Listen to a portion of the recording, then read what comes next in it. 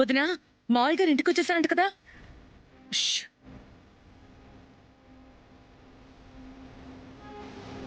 ఓ, మావయ్య గారు నిద్రపోతున్నారా?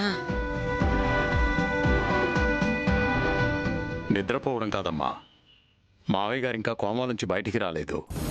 కోమాలోంచి బయటికి రాలేదా? మరప్పుడే ఎందుకు ఇంటికి తీసుకొచ్చారు? డాక్టర్ గారే ఇంటికి తీసుకెళ్ళమని చెప్పారు. డాక్టర్ గారే తీసుకెళ్లిపోమని చెప్పారా? కొంపతీసి హాస్పిటల్లో ఉన్నా ఉపయోగం లేదు, తీసుకెళ్లిపోమన్నారా? అలా ఏమనలేదు. ఇంటికి తీసుకెళ్ళడం వల్ల ఉపయోగం ఉంటుంది, తీసుకెళ్ళండి అని చెప్పారు. హాస్పిటల్లో లేని ఉపయోగం ఇంటి దగ్గరే ఉంటుంది వదినా. ఇంటి దగ్గర ప్రశాంతమైన వాతావరణంలో మ్యూజిక్ థెరపీ చేయిస్తే నాన్నగారు స్పృహలోకి వస్తారని చెప్పారు డాక్టర్ గారు.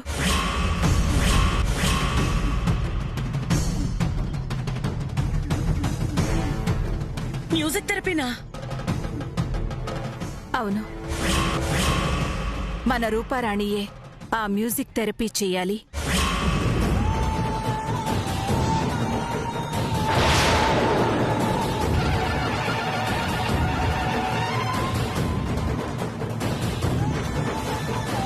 రూపారాణి మ్యూజిక్ థెరపీ చెయ్యాలా?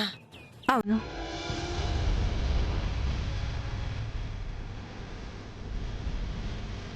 బ్రహ్మీ ముహూర్తంలో మ్యూజిక్ థెరపీ చేయిస్తే ఫలితం చాలా ఉంటుంది.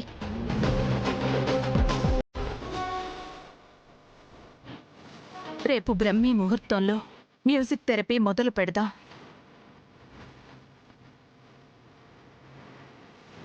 రూపారాణి, మంచి పాటలు ప్రిపేర్ అవ్వు.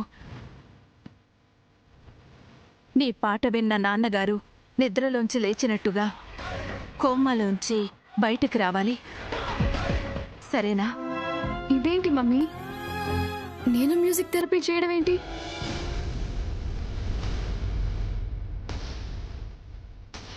ఎలా కుదురుతుంది మమ్మీ? ఎందుకు కుదరదు రూపారాణి? నువ్వు మంచి సింగర్వి కదా, అద్భుతంగా పాటలు పాడగలవు కదా.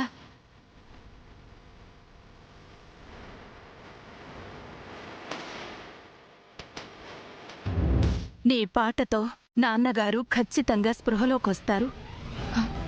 కష్టం ఆంటీ, చాలా కష్టం. అది జరిగే పని కాదు. జరిగే పని కాదా? ఎందుకు జరగదు? అది ఆంటీ, ఎందుకంటే చెప్పడానికి మొహమాట పడతావేంటే? నేను చెప్పనా?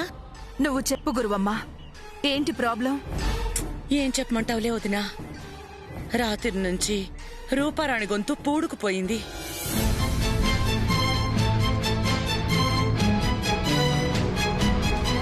గొంతు కూడా బాగా నొప్పిగా ఉందట.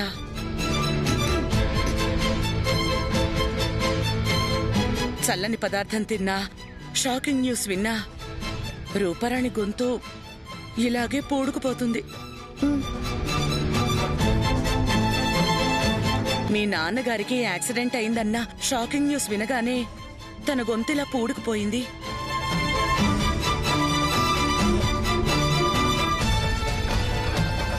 అప్పటినుంచి పాపం చాలా ఇబ్బంది పడుతోంది వదినా. అతి కష్టం మీద 4 మాటలు మాట్లాడగలుగుతోంది. అలాంటి తను పాటలు పాడి మ్యూజిక్ థెరపీ చేయటం చాలా కష్టమని నా ఉద్దేశం. ఎంత కష్టమైనా సరే నాన్నగారి కోసం పాడాలి గురువమ్మా. నాన్నగారిని బ్రతికించుకోవడం కోసం పాడాలి, తప్పదు.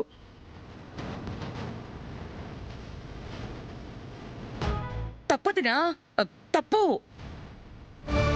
గొంతు బాగోలేనప్పుడు సరిగమలు అపశృతిలో పాడి సంగీతానికి అన్యాయం చేయడం అనేది చాలా పెద్ద తప్పదునా. సంగీతానికి శృతి లయ అనేవి తల్లిదండ్రులాంటివి. శృతి తప్పినా లయ తప్పినా తల్లిదండ్రుల్ని చంపినంత మహాపాపం చుట్టుకుంటుంది.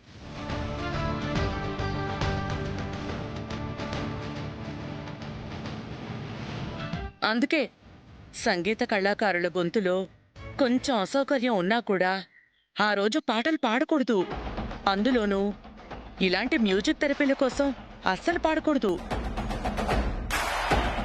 శృతి పక్వంగా లయబద్ధంగా సరిగమలు పాడితే కోమాలో ఉన్న మనిషి స్పృహలోకి రావచ్చు గాని అపశృతిలో అవలయలో సరిగమలు పాడితే కోమాలో ఉన్న మనిషికి గుండె ఆగిపోయే పరిస్థితి కూడా రావచ్చు.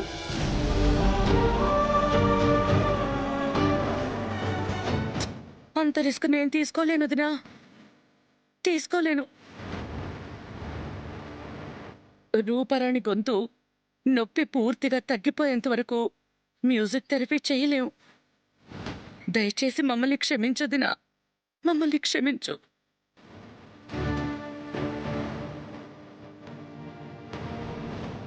సారీ ఆంటీ, క్షమించండి.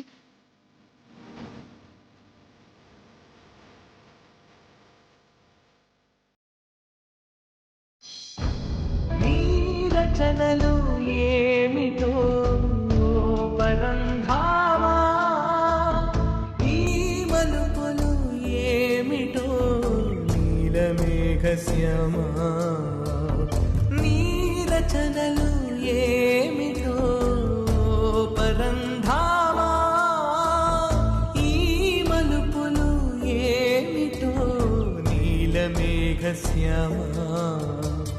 జీవితమను వైకుంఠ పాళిలో ఆవులను చేస్తావు, జీవితమను వైకుంఠ పాళిలో ఆవులను చేస్తావు, జీవులను చదరంగ మాటలో తోసి నవ్వేస్తావు, జీవులను చదరంగ మాటలో తోసి నవ్వేస్తావు.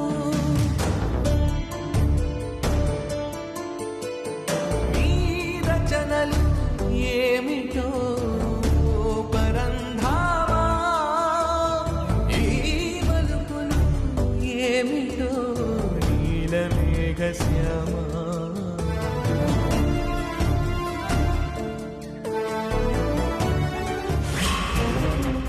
మొత్తానికి మ్యూజిక్ థెరపీ భలే తప్పించావు మమ్మీ. సడన్ గా ఆవిడ మ్యూజిక్ థెరపీ అనేసరికి నాకేం చెప్పాలో అర్థం కాలేదు తెలుసా. ఒక్క క్షణం నా మైండ్ బ్లాక్ అయిపోయిందనుకో. నీ మైండ్ బ్లాక్ అయినా నా మైండ్ పర్ఫెక్ట్ గానే ఉంటుంది కదా. అందుకే గొంతు పూడుకుపోయిందని అబద్ధం చెప్పి మ్యూజిక్ థెరపీ తప్పించాను. తప్పు చేసావు గురువమ్మ, చాలా పెద్ద తప్పు చేసావు. మీకు ఎన్నో రకాలుగా సహాయం చేసిన ఆ కుటుంబం రుణం కొంతైనా తీర్చుకునే అవకాశం మీకొస్తే తప్పించుకున్నారు. అలా తప్పించుకుని చాలా పెద్ద తప్పు చేశారు. మా అత్తయ్య గారికి దూరపు బంధువైన మిమ్మల్ని ఇంట్లో పెట్టుకుని మీ రూపరాణికి ఎన్ని ప్రోగ్రామ్స్ వచ్చేలా చేశారో మర్చిపోయారా? రూపారాణిని ఆదిత్య పెళ్లి చేసుకోవడానికి ముఖ్య కారణం ఎవరో మర్చిపోయారా? అలాంటిది తాతగారిని బ్రతికించడం కోసం మ్యూజిక్ థెరపీ చేయమని అడిగితే కుంటి సాకులు చెప్పి తప్పించుకుంటారా? తప్పించుకోక ఏం చేయమంటావు? నువ్వు రూపారానికి గోస్ట్గా పాడనని ఖచ్చితంగా చెప్పేశావు కదా. అలాంటిది మ్యూజిక్ థెరపీకి ఎలా ఒప్పుకుంటావు? నేను రూపారాణి ప్రోగ్రామ్స్ కి పాడను అని చెప్పానే గాని ఇలా అవసరమైనప్పుడు మ్యూజిక్ థెరపీ కోసం పాడను అని చెప్పలేదు కదా. అంటే నీకు అవసరమైనప్పుడు పాడతాను, అవసరం లేనప్పుడు పాడను అంటావు, అంతేనా? అవసరం లేదు. నీలాంటి గోస్ట్ సింగర్తో మ్యూజిక్ థెరపీ చేయాల్సిన అవసరం మాకు లేదు. దయచేసి అలా మాట్లాడొద్దు గురువమ్మ. నా మీద కోపంతో మ్యూజిక్ థెరపీ చేయను అని చెప్పొద్దు.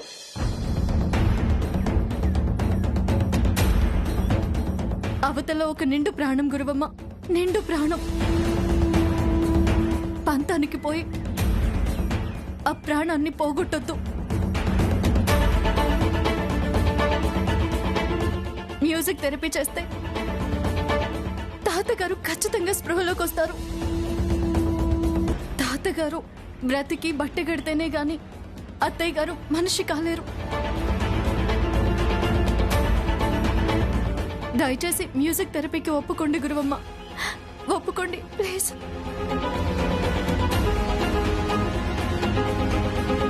నువ్వు ఒప్పుకోవద్దు, నేను ఒప్పుకోను.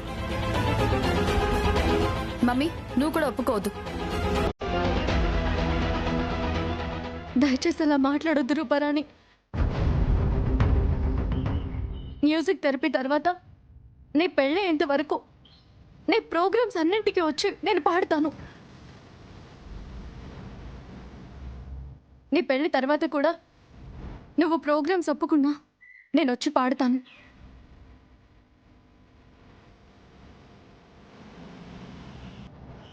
దయచేసి మ్యూజిక్ థెరపీకి ఒప్పుకొని తాతగారిని బ్రతికించండి ప్లీజ్. కావాలంటే నీ కాళ్ళు పట్టుకుంటాను గురువమ్మ, తాతగారిని బ్రతికించు ప్లీజ్.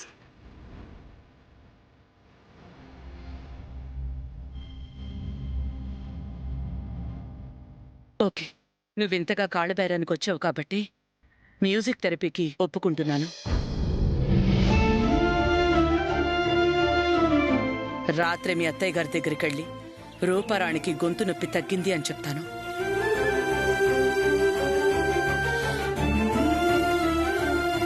రేపు మ్యూజిక్ థెరపీ చేస్తాము అని చెప్తాను. సరేనా? Thank you Guruvamma, thank you very much. అదేంటి మమ్మీ, మ్యూజిక్ థెరపీకి పాడతానని చెప్పి ఎందుకు ఒప్పుకున్నావు? మ్యూజిక్ థెరపీ వల్ల తాతగారు స్పృహలోకి వస్తే జాతకాల పేపర్లు నువ్వు మార్చావన్న విషయం ఆయన బయట పెడతారు కదా. పిచ్చిదాన్న, ఆయన్ని కోమాలోంచి బయటికి తీసుకురావటం పెద్ద పెద్ద డాక్టర్స్ వల్లే కాలేదు, సంగీతం వల్లేమవుతుంది. శ్యామ ఎంత గొంతు చించుకుని పాడినా కూడా ఆయన స్పృహలోకి రారు. అలా మ్యూజిక్ థెరపీ అంటూ 2-3 రోజులు 2-3 పాటలు పాడినట్టుగా నటించి వర్కౌట్ కాలేదని చెప్పి మనం వదిలేస్తాం. శ్యామ మనకి మాట ఇచ్చింది కాబట్టి లైఫ్ లాంగ్ శ్యామ నీకు గోస్ట్ సింగర్ గా పాడుతూనే ఉంటుంది. దాన్నలా పాడడానికి ఒప్పించడం కోసమే నేను మ్యూజిక్ థెరపీకి ఒప్పుకున్నాను. అర్థమైందా? మమ్మీ నువ్వు సూపర్ మమ్మీ.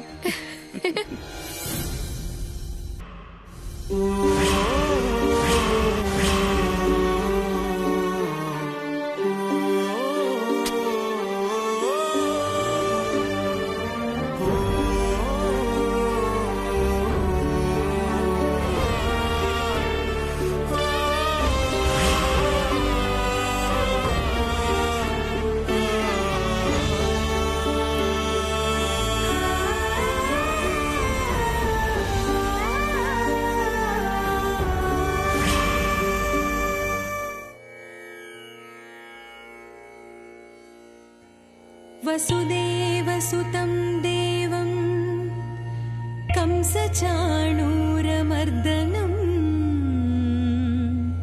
देवकी परमानन्दं कृष्णं वन्दे जगद्गुरुं कृष्णं वन्दे జగద్గురు.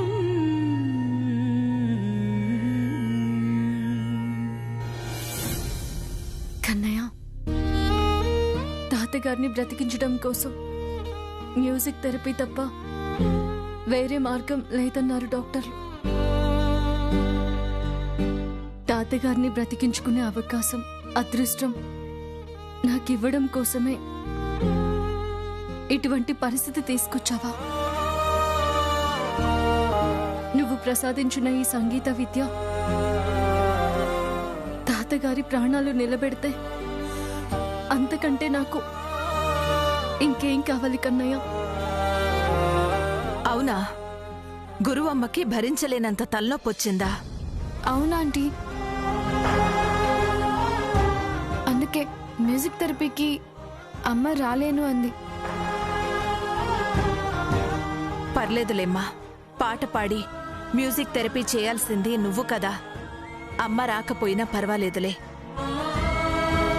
బ్రహ్మ ముహూర్తంలో ఇలా మ్యూజిక్ థెరపీ చేయిస్తే ఫలితం చాలా బాగుంటుందని చెప్పారు కదా డాక్టర్ గారు.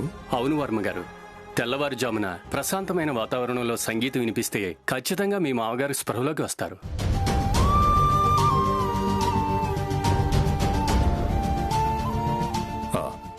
శ్యామ ఏది వసంత? శ్యామ మాకంటే ముందుగా నాన్నగారి రూమ్కి వెళ్ళి కన్నయ్యకి పూజ చేసుకుంటానని చెప్పిందండి. ఓ మమ్మీ, ఆల్రెడీ టైం 3 అవుతుంది. పదండి. పదండి.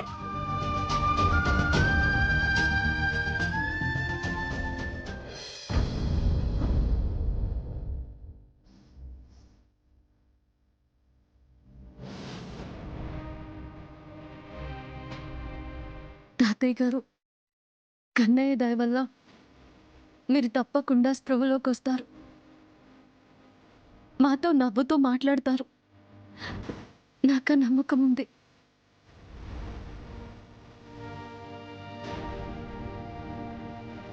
అమ్మా శ్యామ, పూజ పూర్తయిందమ్మా? అయిపోయింది అత్తయ్య. డాక్టర్ గారు, మా రూపారాణిని పాట మొదలు పెట్టమంటారా? ఒక నిమిషం అమ్మా, బీపీ చెక్ చేశాక మొదలు పెట్టొచ్చు. ఉమ్.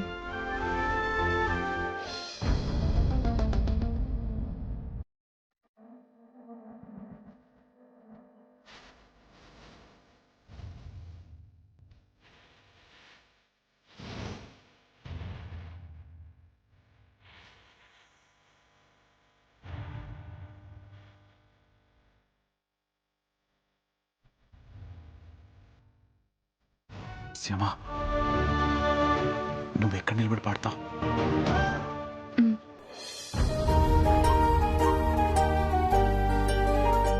All the best.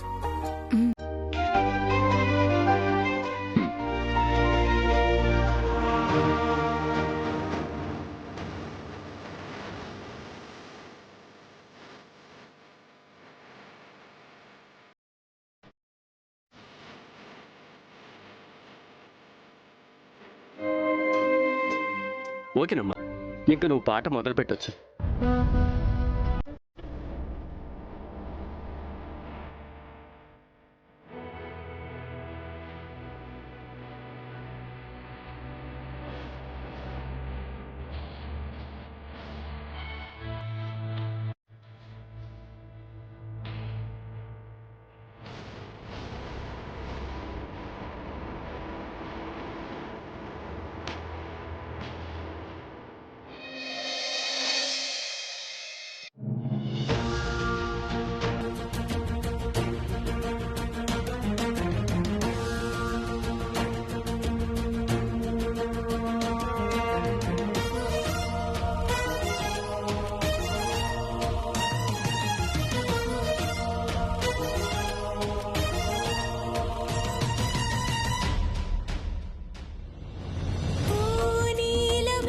శ్యామ పరుగున రావా, మా పైన జాలి చూపి కరుణతో కాపాడవా. ఓ నీలమేఘ శ్యామ పరుగున రావా, మా పైన జాలి చూపి కరుణతో కాపాడవా. ఎవరికి అపకారమే తానెరుగరు, పరులకు ఉపకారమే చేస్తారుగా.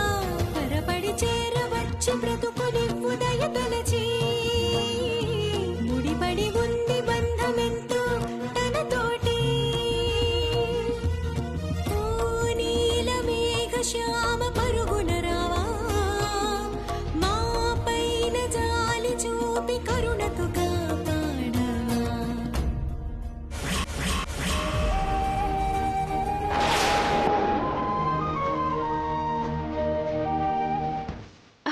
ఏమండి, నాన్నగారిలో చలనం వచ్చిందండి. నాన్నగారికి చలనం వచ్చింది.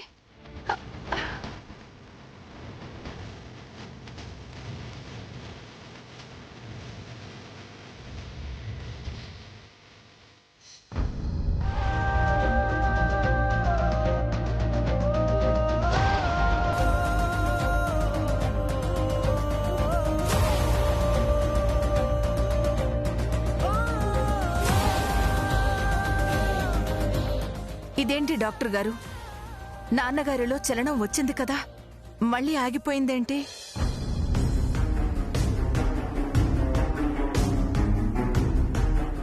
ఒక్కోసారి అలాగే జరుగుతుందమ్మా.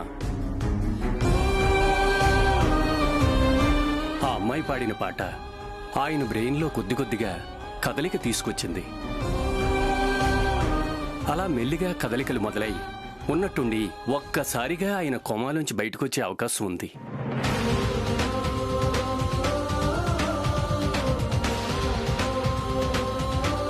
మ్యూజిక్ థెరపీకి ఆయన బాగా రెస్పాండ్ అయ్యారని అర్థమైంది కాబట్టి చాలా సంతోషం అమ్మా.